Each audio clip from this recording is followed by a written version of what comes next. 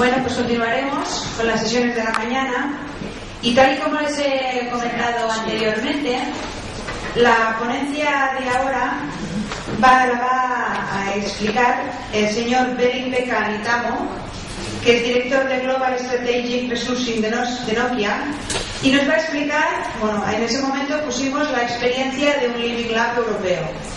Y en el momento de contactar con distintos Living Labs de referencia a nivel europeo, que es lo que pasa con las nuevas tecnologías que están en los países del norte, tuvimos el placer de poder contactar con el señor Veli, que realmente él no se quiere reconocer como el padre de los Living Labs europeos, porque él dice que la idea realmente la tuvo un amigo suyo, pero realmente es como un poco el tío.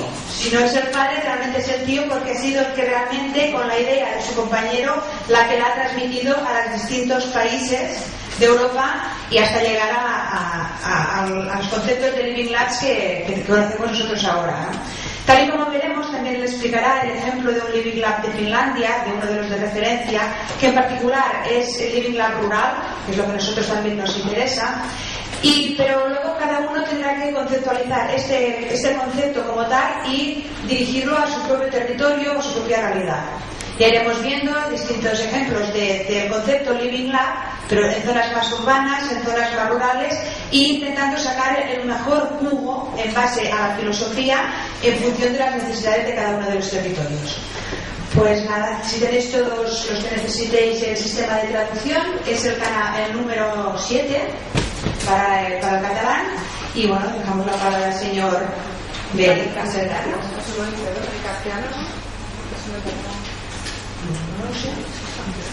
pero ahora lo preguntaremos.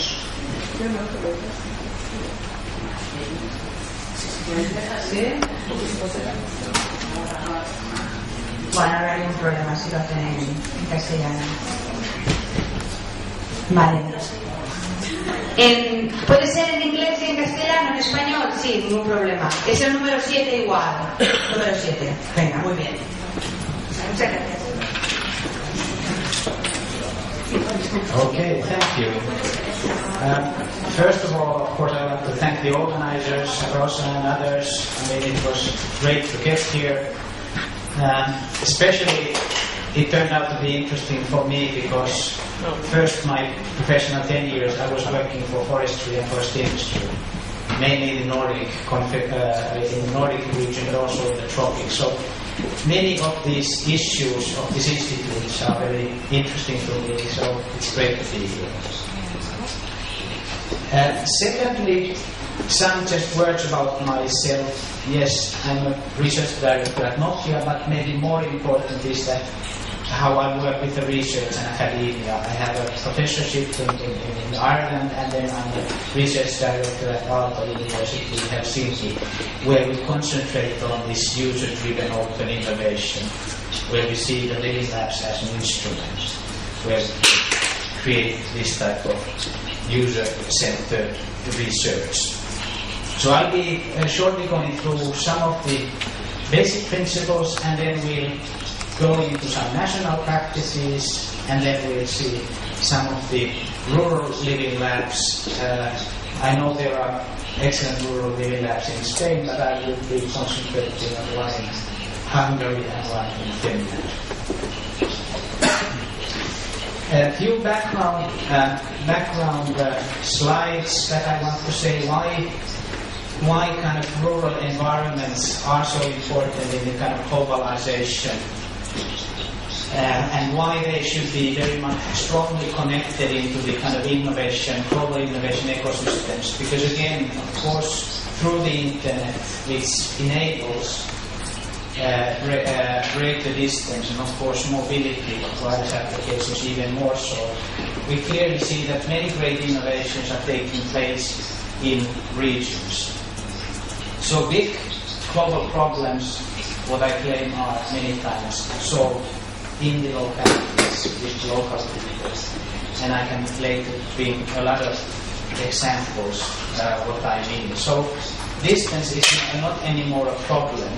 The challenge is the connectedness. So if we can create those networks, be part of the networks, and break the barriers of distance. And especially the issues of energy and environment have brought even more the issue of rural innovation into the forefront. The second thing, of course, is that we have a very strong movement of sharing resources.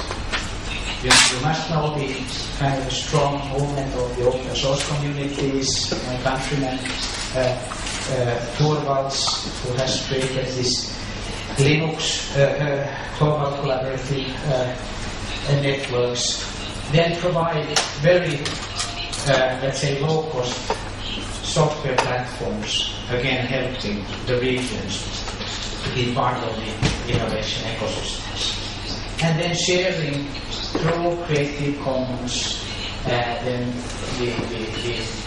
the contents and innovations without the distance. So just few areas of great global innovations, most of them have happened in the rural context.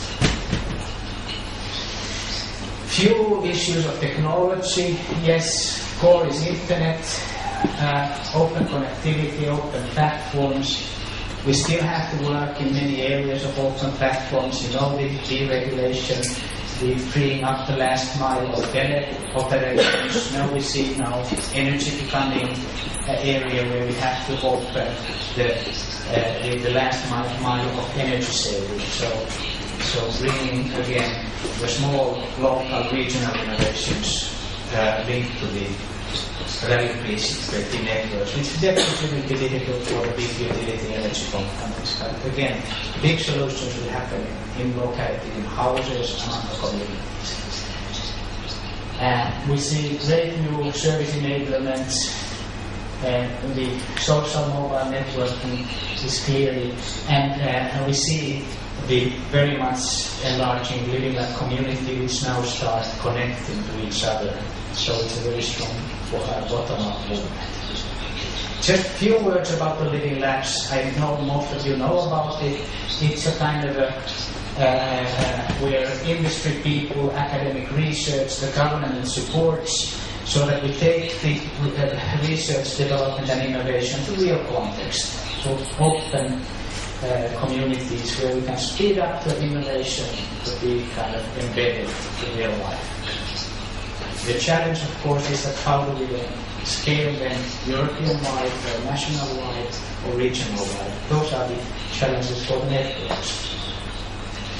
Originally, the living labs were kind of brought up by Bill Mitchell in the end of the 90s, so only 10 years ago, when he said that, engineers have to get out of their laboratories. Kind of simulation is not enough. Let's take our things up to the open campuses and start testing and creating solutions in the university campus. Very interesting things were done. In 2001, I visited as a Nokia executive there as a best place for research in this area, and immediately we saw the capability of that let's not only stick to the university campus. This is a great concept to share resources by public sector and private sector, enabling areas where we can do the innovations with people. And that's something specific for Europe, because 35% of all services are produced or very much governed by public sector. In the US it's only like 8%, postal services, and very few public-led processes are. So the great thing which then brought the issue of European excellence to living labs was evident, and we started addressing the European parts of the living labs only and actually Catalonia and Barcelona were one of the very original living labs. I visited end of 2002 Barcelona, met I think he was some kind of a vice mayor of Viedma, then Manuel Castells, the project called 22 Act that you might know well, where we saw a lot of those elements of living labs emerging without the name of living labs. And ever since then we have been discussing with Barcelona, with unfortunately Artur Serra will be here, Esther Almiral, I think he's coming tomorrow. So we have been in contact constantly with many Barcelona people, not yet so much in the rural areas of Catalonia.